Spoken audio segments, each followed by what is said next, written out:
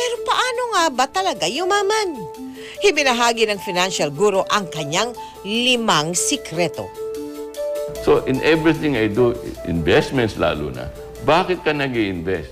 Yung mga na-scam na 5-10%, bakit ka nag-i-invest yan? Gusto mo yumaman bigla? Eh, wala namang yaman bigla. Sabi ko nga, 5 ways to get rich. Manahin mo. Madali yun. Madali. Yun ang pinakamadali. Ilan lang sa atin yun.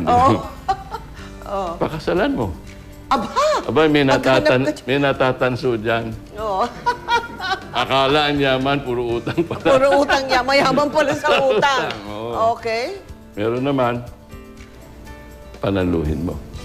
Ay, sugal naman yan. Sugal, medyo... Naku, siguro ang mahirap mananalo sa 1,000, baka isang tao naku lang. po, terrible. Pang-apat, nakawin mo. Ay, masama yun. Masama. Hindi pwede yun. Go to Pwede. hell ka dyan. Ako, ayaw ko yan. Ano pa 5? Ano pa 5? Gawin mo. Pagsikapan mo. Oo. Oo nga. Make it. Make it. Good news, madali. Kailangan lang 3 D. Disiplina, determinasyon, at saka yung tinatawag natin na decide now, decisiveness. Umpisahan mo. Hindi yung bukas. I keep telling all the seminars, 30 pesos a day. Isang soft drinks, isang bag ng chicharon, isang kaha ng sigarilyo. Milyonaryo ka in 30 years. Totoo ba yan? Totoo yan. Nangyayari yan. 30 pesos a day, sa 30 taon, milyonaryo ka, may 1 milyon ka. 2.1 million kung 10% per year. Ang dali nung 10%. Talaga? Oh. Kung naswertihan mong 20% a year, 15 million yan. Aba? Same amount of money, Oo. same amount of time. Bakit hindi ginagawa? Ayan, yan. Anong natuklasan mo dyan? Bakit nga? Hindi alam. Hindi niya alam kung ba't hindi niya Alam mo ginagawa. kasi sabi na, anong diferensya ng mayaman at yung wala. Oh, Ayoko ng word na mahirap eh. okay. Yung wala. O yung wala, okay. Dalawa, sabi ni isa, sikap at tiyaga. Oo. Tama. Pero mas importante, impormasyon. Impormasyon. Oo. Tungkol sa Tungkol sa paano ka palaguin yung pera mo. Yun ang aming advokasya. Oo, yun. Huwag mo baliwalain yung piso. Aha. Yung 1 milyon, hindi ka aabot kung wala kang piso. Oo. So, doon dapat. Okay. So, yun ang tinuturo namin ngayon, for lack of a better. Sineshare namin yung information. Ang desisyon nasa iyo pa rin.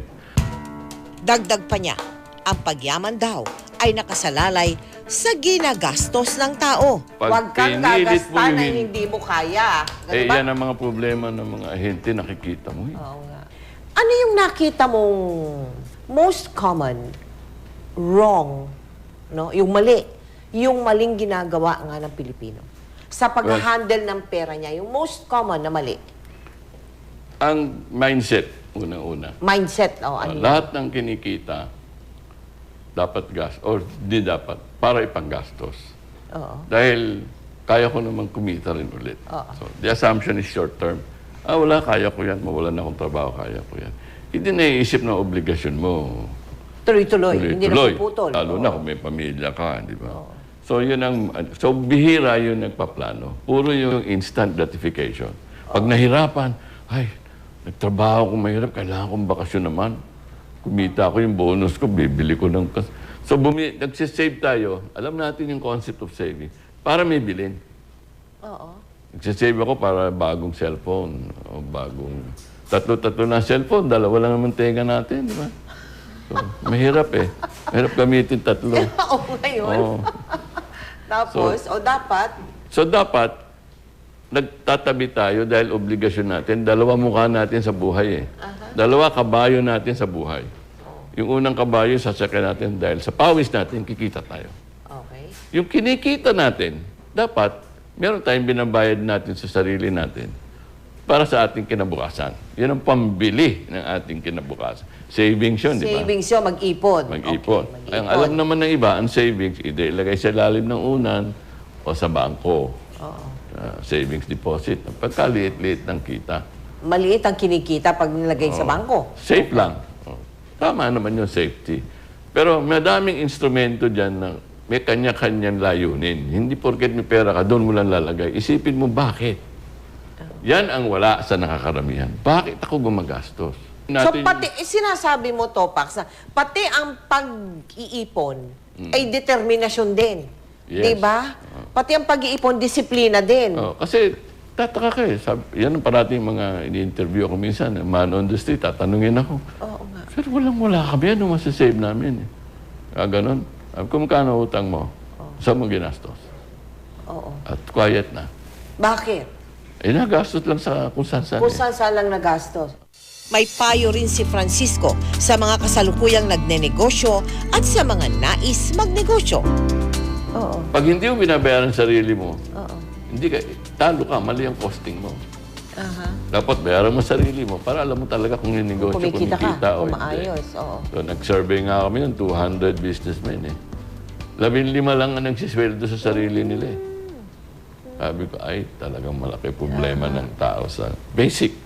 Basic, ano? Yung basic discipline, basic understanding. Pag tamang pag-unawa ng magpatakbo o magpalago ng pera. Paghawak ng pera.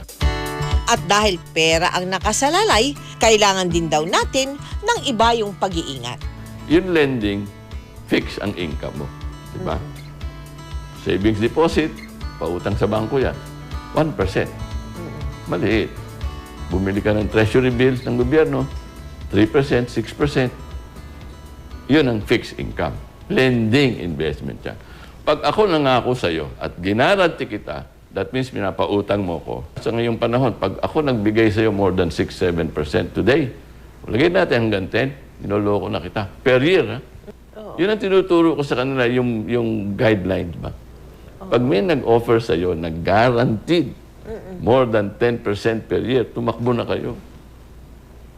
Hindi mapapanindigan niya. Oo. Hindi masama ang maghangad ng marangyang buhay. Kailangan lang natin itugma ang uri ng pamumuhay sa perang kinikita natin sa araw-araw. Obligasyon natin sa ating sarili na paunlarin ang perang pinaghihirapan natin. Ito ang malinaw na mensahe ni Francisco Colayco na dapat nating isabuhay para tayo ay umangat. Ang susi ng buhay yung made of our choices eh. Yes. We choose Oo, the things we do. tayo ang Hindi desisyon. mo pwedeng, hindi kita pwedeng i-blame or somebody else. Kasi ganyan nangyari sa akin dahil sa akin. Desisyon ko yun eh. So, if you choose a lifestyle na hindi mo kaya, babaong ka sa utang. Oo. If you choose a lifestyle na kakayanin mo, mag-i-improve ang buhay mo.